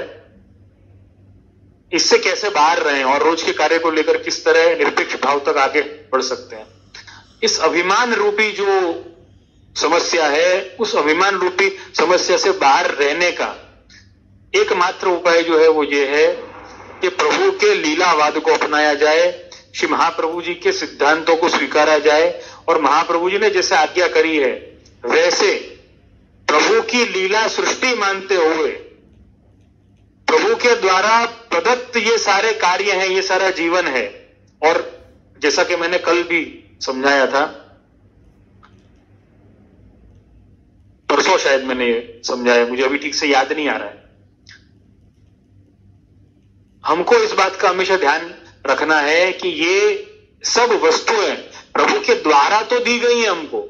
हमारा जीवन है, हमारा परिवार है, हमारी नौकरी है, हमारा बिजनेस है, हमारी कमाई है, जो हमारे एसेट्स हैं, हमारी संपत्ति है, संपदा है, हमारी बुद्धि है, हमारा विवेक है, हमारा रूप है, हमारी अवस्था है, जो भी कुछ है, हमारी परिस्थिति है, सारा प्रभु के द्वारा तो दिया गया है। लेकिन प्रभु के द्वारा ये दी गई वस्तु वापस प्रभु के लिए ही है। जब ये हम ठीक से समझ लेंगे तब निरपेक्ष भाव आ जाएगा हमारे अंदर कि ये सारा प्रभु का ही है, प्रभु के लिए है। मैंने अगर कुछ किया है तो वो प्रभु के लिए किया है। अगर प्रभु का प्रत्यक्ष संबंध वहां पर नहीं दिख रहा है या प्रभु का कोई संबंध ही नहीं दिख रहा है वहां पर, तो वो कार्य करने का कोई तात्पर्य ही नहीं बनता है। ऐसे कार्य करने पर क्या होगा? वापस वही बात आ गई, ऐसे कार्य करने पर अभिमान आएगा, ऐसे कार्य करने पर कुटिलता आएगी, ऐसे कार्य करने पर राजनीति आएगी, ऐसे कार्य करने पर आप स्वयं ही दुस्संग में कहीं और जाने की आवश्यकता नहीं है। वैष्णवों, अपन को दुस्संग के लिए बहुत बड़ी बात आपको मैं कहना चाहता हूं। कई बार हमको दुस्संग के लिए कहीं बाहर जाने की आवश्यकता नहीं है, किसी से मिलने की जरूरत नहीं है। वो दुस्संग हमारे अंदर ही बैठा हुआ है। हमको हमारा संग ही दुस्संग बना देगा, दुस्संग करवा देगा। दुस्संगी हम स्वयं ही बन जाएंगे। जब हम ऐसा मान लेंगे कि ये सारे कार्य तो मैंने मेरे लिए किए हैं, मुझे क्या इससे हासिल हुआ, तो दुस्संग तो कहीं और नहीं है, तुम्हारे अंदर ही बैठा हुआ है। दुस्संग के लिए बाहर जाने की जरूरत ही नहीं पड़ी। दुस्संग खुद के अंदर ही बैठा हुआ था, उसी का संग हो गया, हमारा संग ही हमको हो गया और बस वहीं पे कहानी खत्म हो गई। अब वो व्यक्ति में इतना अभिमान है, इतना अहंकार है कि उसको किसी की बात सत्य लगती ही नहीं है, उसको खुद की बात ही सही लगती है उसको। महाप्रभु जी इस संदर्भ में विवेक धैर्याश्रय में यही आज्ञा करते हैं, तीसरे श्लोक में, अभिमानश्च संत्याज्य स्वाम्याधीनत्व भावना। स्वामी के अधीन बन के अभिमान को संत्याज्य, सम्यक प्रकारेण त्याज्य। ऐसा अभिमान त्याज्य है। स्वामी के अधीन क्यों नहीं हम बनते हैं? हमारी अधीनता, देखो यही सबसे बड़ी निरपेक्षता के लिए सबसे बड़ी बात यह है, स्वामी के प्रति अधीनता हो। हम स्वामी के अधीन बन के सारे कार्य करें। अगर वहां पे स्वामी की अधीनता हमको नहीं दिख रही है, ये कार्य जो है स्वामी के लिए माने प्रभु के लिए नहीं है, तो ऐसे कार्य करने से निश्चित तौर पर अभिमान आएगा। ऐसे कार्य करने से निश्चित तौर पर दुस्संग बढ़ेगा। कई लोग कहते हैं ना कि भाई हम तो किसी का संग नहीं करते हैं, हम तो बस ऐसे ही ठाकुर जी की कृपा मानते, लेकिन खुद का ही संग कर बैठे हैं। स्वामी के अधीन अपना जीवन नहीं बना रहे हैं, तो स्वामी के अधीन अपना नई जीवन बनाने पर दुस्संगी तो खुद ही साबित हो गए। दूसरों के पास में जाने की तो बात बाद में है। सत्संग के लिए जाओगे, दुस्संग के लिए जाओ, लौकिक में जाओ, अलौकिक में जाओ, ये तो सारे सवाल खड़े बाद में होते हैं। पहले तो यही सवाल आएगा कि खुद ही दुस्संगी सिद्ध हो गया है, खुद के लिए ही। निरपेक्ष भाव कब आएगा? महाप्रभु जी की आज्ञा, तीसरा श्लोक, विवेक धैर्याश्रय ग्रंथ का तीसरा श्लोक, पहली पंक्ति, अभिमानश्च संत्याज्य स्वाम्याधीनत्व भावना। सम्यक प्रकार से, सम्यक प्रकारेण त्याज्य। अभिमान कैसा है, उसको तो अच्छी तरीके से उसका त्याग करना चाहिए, उसको तो पूरे तरीके से उसका त्याग कर देना चाहिए। और स्वामी के अधीन अपन है ऐसी भावना करनी चाहिए, तब निरपेक्ष भाव आएगा। हमारा लौकिक जो है वो हमको खत्म नहीं करना है। हमारा लौकिक जो है वो हमको समाप्त नहीं करना है, वो हमको समर्पित करना है। और वो समर्पित कैसे होगा? जब स्वामी के अधीन होकर के ये जीवन जिया जाएगा, तब। हम जब तक ऐसा समझेंगे कि भाई हमारा लौकिक सब पूरा हो जाएगा तब अलौकिक की शुरुआत होगी, तो ऐसा कभी नहीं होने वाला है।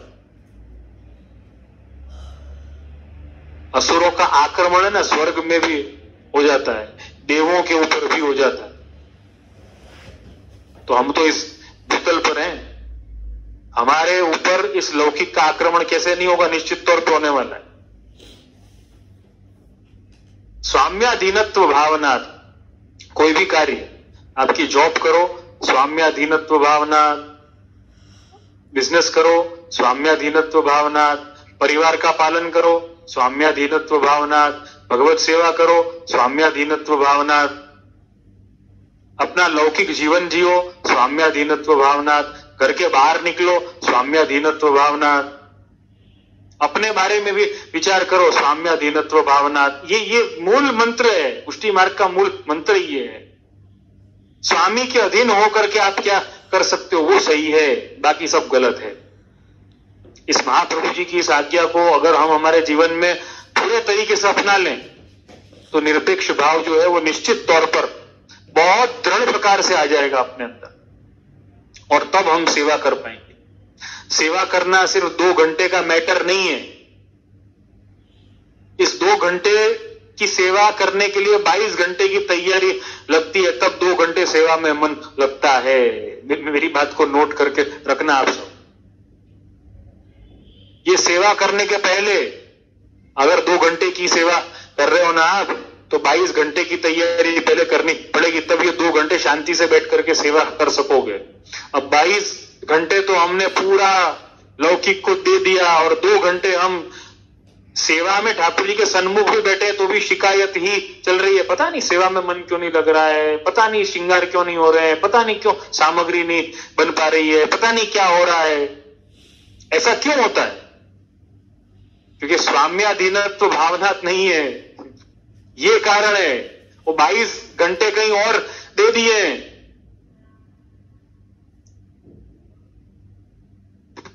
प्रिय श्रोतागण, आप सब विचार करके देखो, प्रिय वैष्णव आप सब विचार करके देखो, अगर हम हमारे रूटीन में अगर जॉब के लिए जाते हैं, बिजनेस के लिए जाते हैं, कोई कार्य के लिए बाहर जाते हैं, वापस घर में आते हैं, तो घर में आने के बाद में हम परिवार को समय देना चाहते हैं, हम परिवार के साथ में बैठना चाहते हैं, तो परिवार के साथ में बैठना हो अगर, तो उस 12 घंटे की ड्यूटी में हम ध्यान रखते हैं कि हमारा मूड जो है वो खराब कम से कम हो।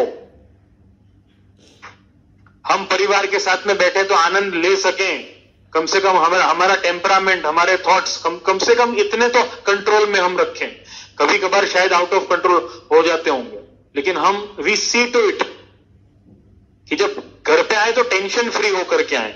इसीलिए आजकल ज्यादातर सभी युवा जो है वो जॉब करना चाहते हैं, बिजनेस करना नहीं चाहता कोई भी। क्यों? क्योंकि 10 घंटे की जॉब के बाद में आए, लेकिन टेंशन नहीं चाहिए। घर में आए तो आनंद से अपने परिवार के साथ में, वीकेंड्स पर भी आनंद से अपने परिवार के साथ हम हॉलीडे पर जा सकें, हम आनंद कर सकें। ये बिजनेस का टेंशन पाल के कहां पर अपन बैठेंगे? वो 1 घंटा भी आप अगर अपने परिवार को देते हो ना, तो उसके पूर्व में 12 घंटे की तैयारी करते हो, 15 घंटे की तैयारी होती है अपनी, कि नहीं अपना मूड अच्छा होना चाहिए।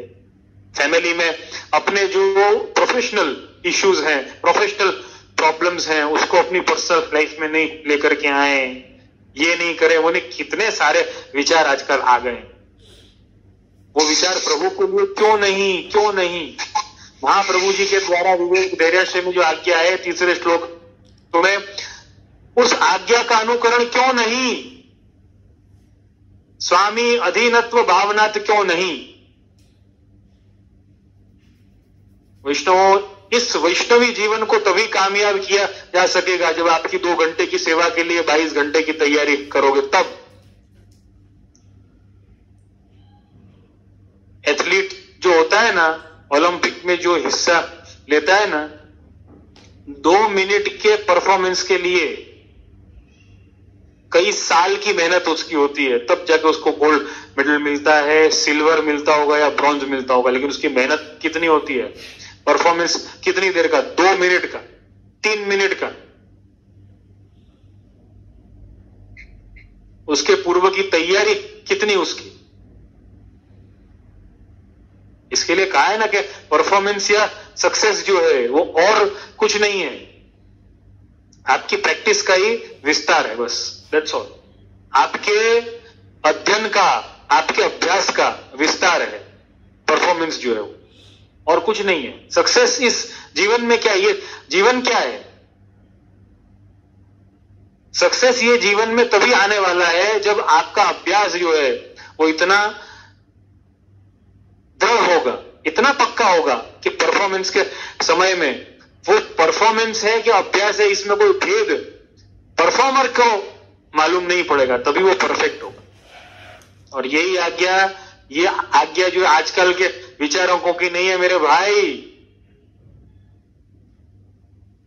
ये आज्ञा और ये विचार, सबसे पहला ये विचार कौन का है मालूम है? ये विचार प्रभु श्री कृष्ण का है, अपने पूर्ण पुरुषोत्तम का है, अपने प्राण प्रिय प्रभु का है।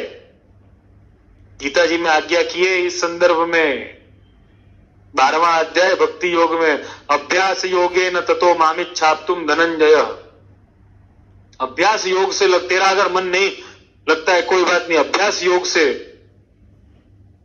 मुझे प्राप्त करने की इच्छा कर। अभ्यास योग भी है, तो ये अभ्यास की आज्ञा क्या है?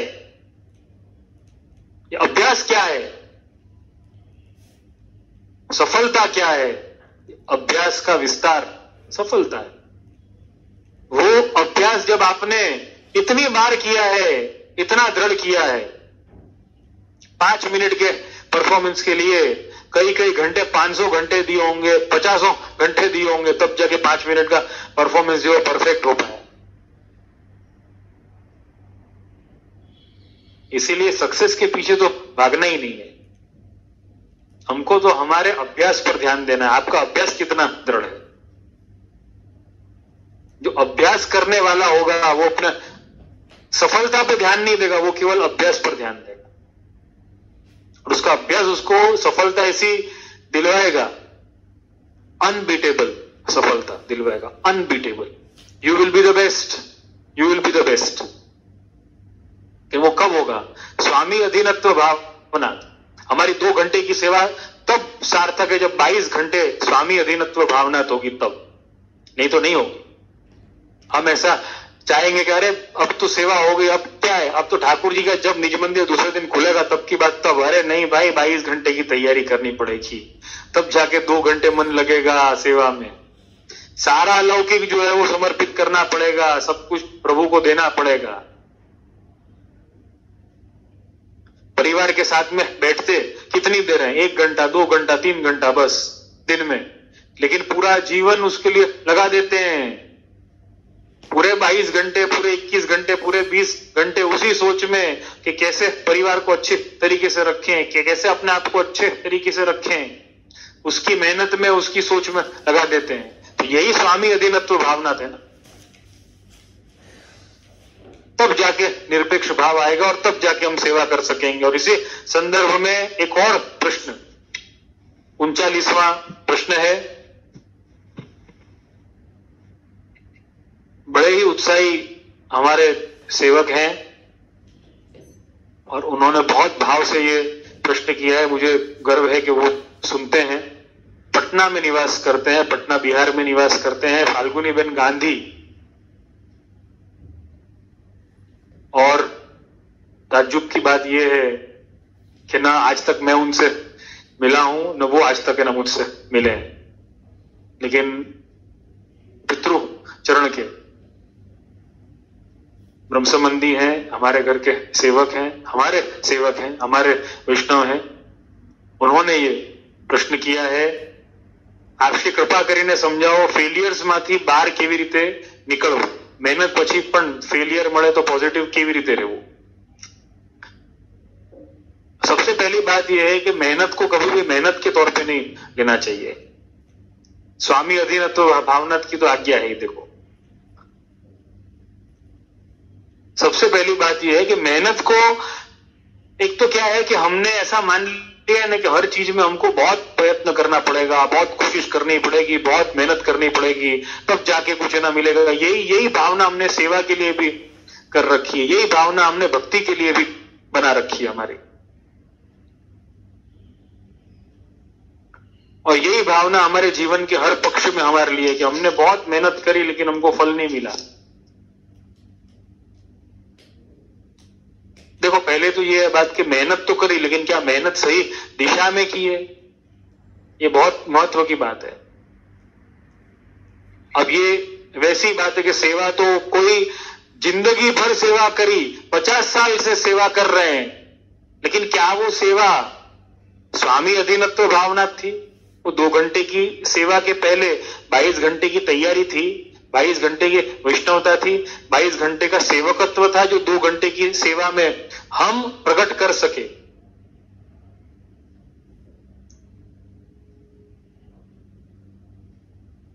मेहनत का अर्थ, मेहनत कितनी कर रहे हैं उससे ज्यादा महत्व की बात यह कि मेहनत किस दिशा में कर रहे हैं, वो दिशा सही है या नहीं, वो महत्व की बात है, तभी फल मिलता है।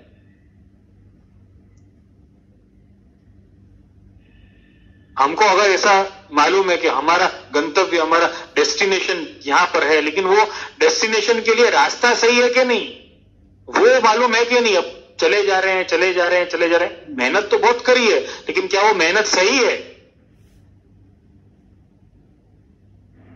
किसी ने कहा ना कि भाई पानी निकालना है जमीन पर, तो भाई 100 फुट नो खाड़ो खोदो, 100 फुट खोदोगे तो पानी मिल जाएगा। तो कोई ने क्या क्या किया, 10 जगह पर 10 फुट के गड्ढे जो है वो खोद दिए। अब पानी तो आया ही नहीं और कहा मैंने 100 फुट खोद दिया। अरे भाई 100 फुट 10 जगह पर 10 फुट नहीं खोदना है, एक जगह पर 100 फुट खोदना है। तो हमारी मेहनत शायद ऐसी हो सकती है, हम 10 जगह पर 10 फुट खोद रहे हैं, हमारा गंतव्य मालूम है लेकिन हमको दिशा, हमको मार्ग नहीं मालूम है, लेकिन मेहनत कर रहे हैं। तो मेहनत कैसी है? मेहनत वैसी है जो आनंद पूर्वक करी जाए। कई वैष्णवों का भी ये प्रश्न होता है कि इतने साल की सेवा लेकिन क्यों कोई फल प्राप्ति नहीं है, क्यों कोई सानुभाव नहीं है।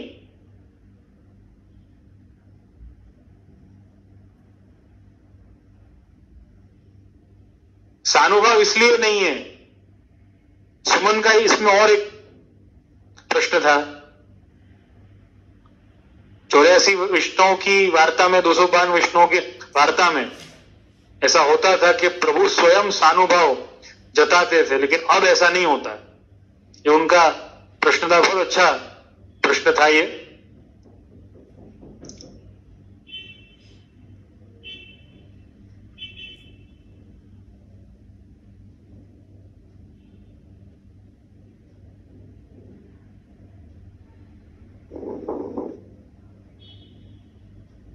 प्रश्न संख्या अभी मुझे नहीं दिख रही है।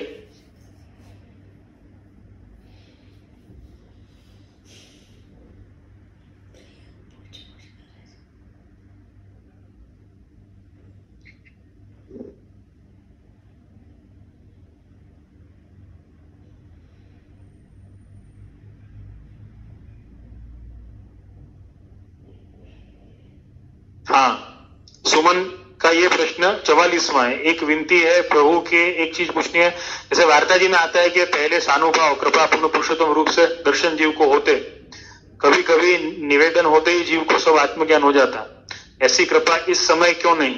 माना कि वो सत्य का समय था, जीव ऐसे नहीं होते थे जैसे अभी के। इट इज स्विच ऑफ और व्हाट? हेलो,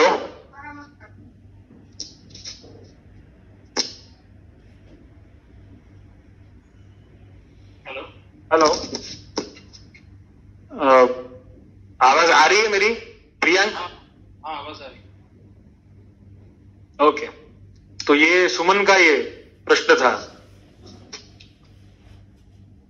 कि पहले ऐसा होता था कि सानुभाव होते थे लेकिन अब नहीं होते हैं। तो वो यही है, उनकी दिशा जो है वो सही थी, उनकी मेहनत, उनको ऐसा नहीं लगता था कि अरे सेवा के लिए हम सानुभाव के लिए सेवा कर रहे हैं। नहीं, वो सेवक भाव से सेवा कर रहे हैं, भक्ति है इसलिए वो लोग सेवा कर रहे हैं। बर्डन नहीं है उनके लिए, आनंद है उनके लिए। क्रिकेट खेलना तेंदुलकर के लिए बर्डन कहां है? वो आनंद से वो गेम खेलता है, इसलिए वो आनंद में, उसकी कामयाबी जो है, उसकी कामयाबी उसका आनंद है।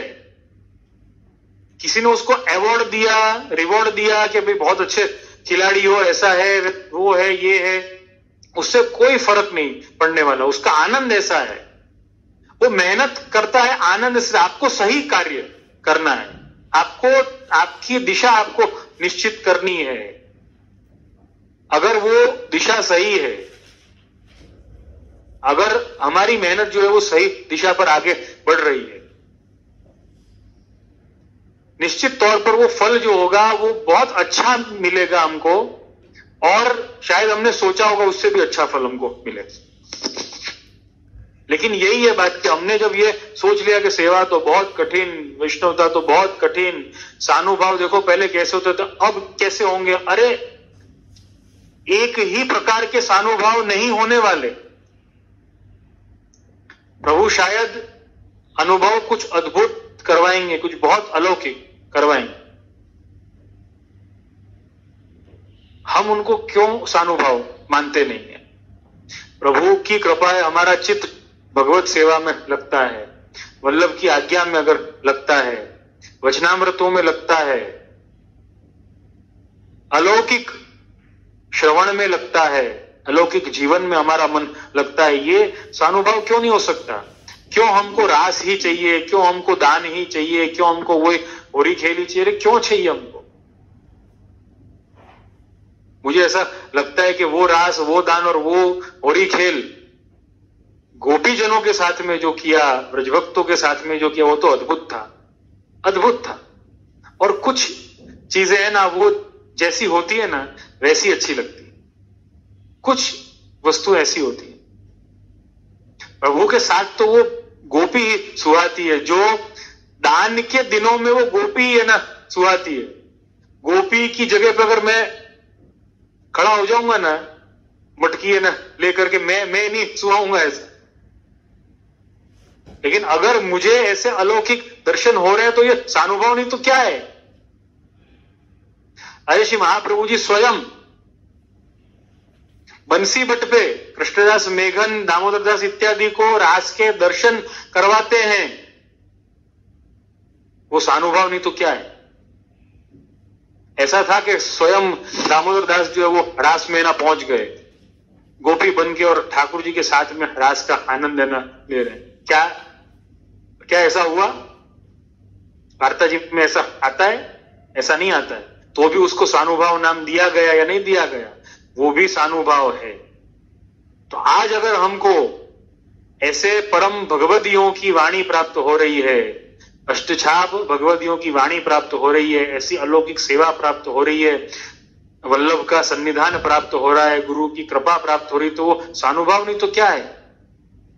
हमारी अज्ञानता दूर हो रही है, हमको अलौकिक भाव आ रहे हैं, प्रभु के लिए सुंदर सुंदर मनोरथ हमारे हृदय में आ रहे हैं, तो ये सानुभाव नहीं तो क्या है? निश्चित तौर पे ये सानुभाव।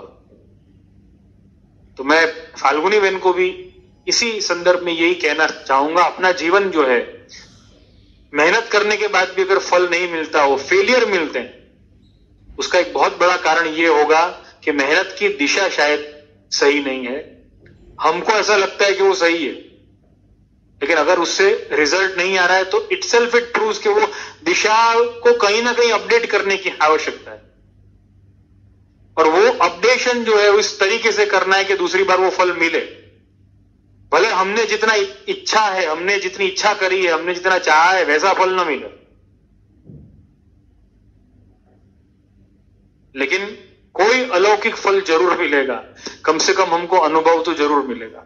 स्वानुभव, स्वानुभव का अर्थ ही होता है स्व अनुभव, खुद को ऐसे अनुभव होना जो प्रभु के निकट लेकर के जाएं, जो प्रभु का अनुसंधान करवाएं, स्वामी अधीनत्व भावना को दृढ़ कर दे, वो स्वानुभव है। स्व अनुभव को स्वानुभव कहा गया है। ऐसा नहीं कि मुझे रास की झांकी हो तो ये ना स्वानुभव हो, ऐसा उसका अर्थ नहीं होता। प्रभु के अलौकिक दर्शन होना, प्रभु के प्रति अलौकिक भाव आना, वो स्वानुभव, निश्चित तौर पर स्वानुभव। तो फेलियर्स की चिंता नहीं करते हुए, न तो जीवन में, न तो लौकिक में, न तो अलौकिक में, फेलियर्स की चिंता नहीं करके, और हमको हमारी सेवा पर स्वामी अधीनत्व भावना, भाई स्वामी ने आज्ञा किए, जितनी चाबी भरी राम ने उतना चले खिलौना तो ऐसी ऐसी बात है। प्रभु की जितनी इच्छा है, प्रभु ने जो कार्य दिए हैं, प्रभु ने जिनसे जीवन में मिलवाया है, उनसे बस स्वामी अधीन रहने की भावना के साथ में उनसे व्यवहार हम करें, प्रभु से अलग होकर के कुछ न करें, न तो सोचें, न तो एक क्षण हम ऐसा विचार करें कि प्रभु यहां पर नहीं है, या प्रभु से अलग, ये लौकिक जो है प्रभु से अलग है, अलौकिक नहीं है, प्रभु के सिवा कुछ नहीं। इस भावना के साथ हम आगे बढ़ें और अपने जीवन को सार्थक करें, अपने वैष्णवी जीवन को सार्थक करें। इसी के साथ में आज का सत्संग सत्र यहां पर विराम करते हैं। आप सभी के फीडबैक, सुझाव, शिकायतें, प्रश्न हमेशा स्वागत योग्य हैं और मेरे मनोबल को बढ़ाने वाले हैं। आश्रय का पद गान करेंगे। हमारे एक बहुत छोटे से, बहुत प्यारे से, नन्हे से श्रोता हैं धैर्य शाह। उन्होंने बहुत अच्छा प्रश्न किया है, दृढ़ इन चरणन केरो भरोसो क्यों हमेशा सत्संग के एंड में गाया जाता है। प्रश्न नंबर 51 इनका है। बोरीवली में ये निवास करते हैं। इनकी माता योगिताबेन शाह, उन्होंने ये प्रश्न किया है। इनके पुत्र का प्रश्न है ये, धैर्य शाह का। मुझे बहुत अच्छा लगा कि वो ये सत्संग सुनते हैं। तो दृढ़ इन चरणन केरो भरोसो क्यों गाया जाता है आश्रय के पद में। यद्यपि आश्रय के पद तो और भी हो सकते हैं, और भी हैं, लेकिन यही पद क्यों गाया जाता है। तो सबसे बड़ी बात यह है कि सूरदास जी की जो भावना है इसमें, सूरदास जी जैसे परम भगवदीय का स्मरण करते हुए इस पद का गान किया जाता है। और सूरदास जी ने इसमें जो सबसे बड़ी बात, जो रिमार्केबल बात इसमें है, वो मैं इस पद के गान के बाद आपको समझाऊंगा। कृपया करके कोई अपने स्पीकर को ऑन न करें, कोई अपने माइक को ऑन न करें। ये पद गान के बाद में मैं समझाऊंगा।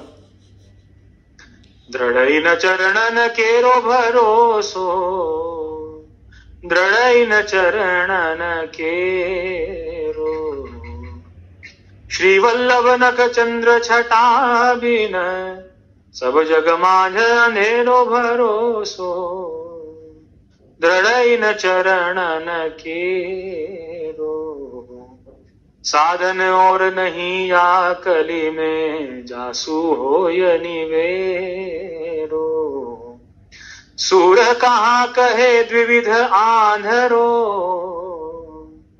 बिना मोल को चेरो भरोसो, दृढ़ चरणन केरो, दृढ़ चरणन केरो भरोसो, दृढ़ चरणन केरो। तो हमारे प्रिय श्रोता, धैर्य के लिए ये पद को खास थोड़ा, इतना पूरा तो समझाने का अवकाश नहीं है, लेकिन जो भी इसके संदर्भ में जो भी सबसे बड़ी जो रिमार्केबल जो बात है वो ये है, सूरदास जी ने वल्लभ के पद, महाप्रभु जी के पद, स्वगुरु के पद नहीं गाए जीवन में, लीला रूपी पद बहुत गाए। जब सूरदास जी का अंत समय आया, जब सूरदास जी लीला प्रवेश कर रहे थे, हरिशरण होने वाले थे, तो तब किसी ने आकर के कहा कि श्री महाप्रभु जी का पद नहीं गाया, वल्लभ का पद नहीं गाया। तो अंत में ये वाला पद सूरदास जी ने गाया, दृढ़ इन चरणन केरो भरोसो, कि इनके चरणों का भरोसा दृढ़ है। हमारा भरोसा तो होता है वल्लभ पर, गुरु पर, लेकिन दृढ़ नहीं होता है। सूरदास जी का भरोसा कैसा है? दृढ़ भरोसा है। आप में से कोई भी या आपके आसपास में कोई भी कंठीधारी वैष्णव होगा, उससे पूछना क्या वल्लभ पर भरोसा नहीं है, महाप्रभु जी पर भरोसा नहीं? वो कहेगा है। क्या ठाकुर जी पर भरोसा नहीं? वो कहेगा है। तो भी वो सेवा नहीं करेगा। क्यों? क्योंकि दृढ़ नहीं है भरोसा उसका। तो यहां पर दृढ़ इन चरणन केरो भरोसो, भरोसा तो रखना है वल्लभ के चरणों में, लेकिन कैसा रखना है? दृढ़ रखना है। कैसा दृढ़? कैसा? ये दृढ़ता कैसी है? ये भरोसे की दृढ़ता कैसी? तो कि श्री वल्लभ नखचंद्र छटा बिन सब जग मांझ अंधेरो। वल्लभ की नखचंद्र की जो कांति है, जो प्रकाश है, जो ज्योति है, वल्लभ के चरणों का जो प्रकाश है, वो ऐसा है कि उसके सामने पूरे जगत में अंधकार लगता है, अंधेरा लगता है। ये दृढ़ता है। जब वल्लभ के चरणों में ही प्रकाश और प्रकाश लगे, बाकी सब जगह अंधेरा लगे, तो वो दृढ़ भरोसो। साधन और नहीं या कली में जासु हो ये निवेदो।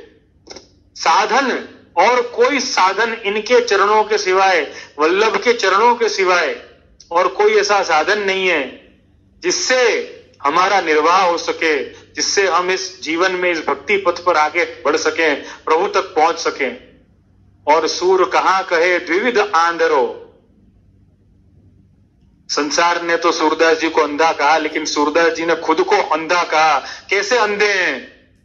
विविध आंधरो। सूरदास जी ने जवाब दिया कि तुमने मुझे अंधा कहा, तुमने ऐसा कहा कि मैंने महाप्रभु जी के पद नहीं गाए, वल्लभ के पद नहीं गाए। अरे मैंने तो उनके सिवा किसी के पद ही नहीं गाए। क्यों? क्योंकि विविध आंधरो, मुझे दो नहीं दिखते हैं, मुझे प्रभु और महाप्रभु दो नहीं दिखते हैं, ऐसा अंधा हूं मैं। जिनको दो दिखते हैं, विविध, महाप्रभु जी अलग दिखते हैं और महाप्रभु अलग, प्रभु अलग, वल्लभ अलग, ठाकुर जी अलग दिखते हैं, तो वो तो विविध अंधे हैं। उनको तो दो दिख रहे हैं, मतलब वो अंधे हैं, मैं अंधा नहीं हूं, मुझे अंधा मत कहना। और अगर मैं अंधा हूं तो मैं अंधा हूं, क्योंकि मुझे दो नहीं दिखते हैं जैसे तुमको दिखते हैं। अगर जैसे तुमको दिखते हैं ऐसा तुमको लग रहा है कि ऐसे मुझे क्यों नहीं दिख रहे कि ये दो हैं, तो ऐसा अंधापन भी मुझे स्वीकार है। विविध आंधरो बिना मोल को चेरो, मैं तो बिना मोल को चेरो, मेरा कोई मूल्य नहीं है, मेरा कोई अस्तित्व नहीं है। चेरो माने मैं तो ऐसा चेला हूं, मैं ऐसा सेवक हूं वल्लभ का, और ऐसा अंधा हूं जिसको दो नहीं दिखते हैं, जिनके लिए एक महाप्रभु और प्रभु वल्लभ और ठाकुर जी जिसके लिए एक हैं, जिसको दो नहीं दिखते, मैं ऐसा अंधा हूं। और ऐसा अंधा मैं बार बार बनना चाहूंगा। इसलिए इस अलौकिक पद को, ऐसा आश्रय, ऐसी दृढ़ता और ऐसा दृढ़ भरोसा हमको प्राप्त हो, हमको मिले। ऐसे परम भगवदीय सूरदास जी, ऐसे परम भगवदियों की आड़ी से, उनकी वाणी का अवलोकन करके, उनके द्वारा गाए गए पद को गाकर, इसलिए ये आश्रय पद का गान, केवल इसी आश्रय पद का गान परंपरा से अपने मार्ग में किया जाता है। इसी के साथ में आज का सत्संग सत्र यहां पर विराम करेंगे। बोल श्री मदन मोहन लाल प्यारे की जय, श्याम सुंदर श्री यमुने महारानी की जय, श्री गिरिराज धरण की जय, श्री वल्लभाधीश की जय, श्री गोसाई जी परम दयाल की जय, श्री घनश्याम जी परम दयाल की जय, अपने अपने गुरुदेव की जय। सभी वैष्णवों को शुभकामना, शुभाशीष। सर्वे भवन्तु सुखिनः, सर्वे सन्तु निरामयाः।